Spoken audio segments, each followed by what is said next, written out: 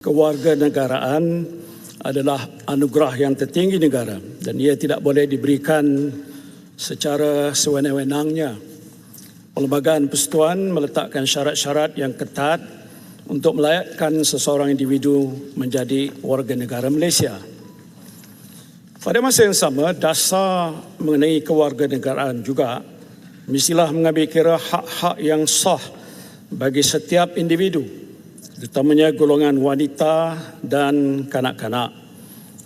Justru saya menyambut baik pindaan bahagian kedua jadual kedua Perlembagaan Persekutuan ini yang memberikan hak kewarganegaraan secara kuat kuasa undang-undang kepada kanak-kanak yang lahir di luar negara yang ibunya pada masa kelahirannya merupakan seorang warga negara Malaysia.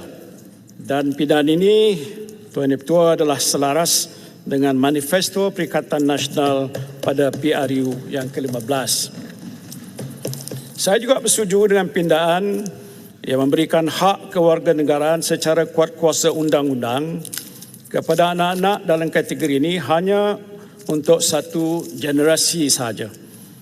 Dan bagi saya ini adalah suatu mekanisme kawalan yang penting untuk memastikan kelonggaran kepada hak kewarganegaraan yang diberikan melalui pindaan perlembagaan ini tidak disalahgunakan.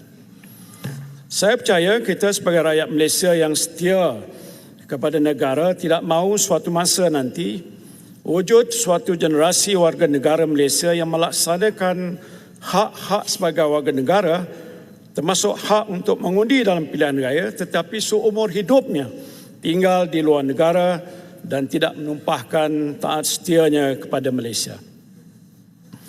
Saya juga ingin menyentuh pindaan bahagian kedua jadual kedua Perlembagaan Persekutuan yang memperuntukkan hanya kanak-kanak yang lahir dalam persekutuan dan sekurang-kurangnya seorang daripada ibu bapanya seorang warga negara pada masa kelahirannya layak untuk mendapat kewarganegaraan melalui kuat kuasa undang-undang. Dengan pindaan yang dicadang ini, anak-anak yang ibu bapanya pada masa kelahirannya merupakan pemasyarakatan tetap tidak lagi layak untuk mendapat kewarganegaraan secara kuat kuasa undang-undang. Dan saya berpandangan pindaan ini agak perlulah diteliti semula Yang Berhormat Menteri. Seperkara lagi ialah mengenai penurunan had umur kewarganegaraan di bawah perkara 15A daripada 21 tahun kepada 18 tahun. Saya tahu terdapat kes-kes permohonan di bawah perkara 15A yang mengambil masa yang agak lama untuk diproses.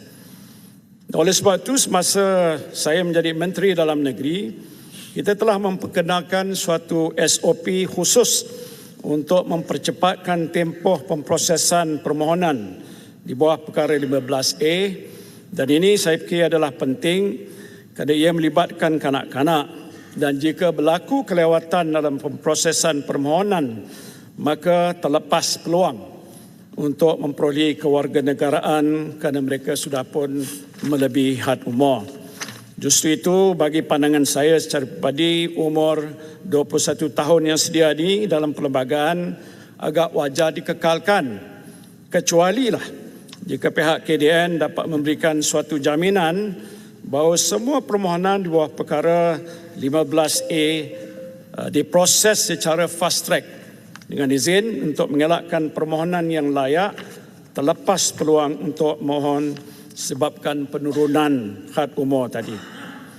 Tuan Ketua, saya faham bahawa pindaan perlembagaan ini bertujuan untuk memperkemaskan lagi undang-undang kewarganegaraan. Namun masih terdapat beberapa kelompangan khususnya mengenai kebajikan kanak-kanak dan kaum wanita yang masih perlu diperbaiki.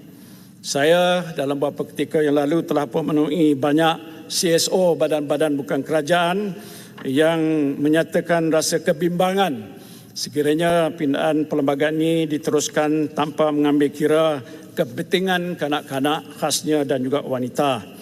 Saya fikir kalau sekiranya perlu maka mungkin perlulah dirujukkan ke sebuah jawatan kuasa khas terlebih dahulu Bagaimana yang saya fikir begitu, sebelum dapat diluluskan supaya perkara-perkara yang saya bangkitkan ini dapat diteliti semula dan juga ditambah baik.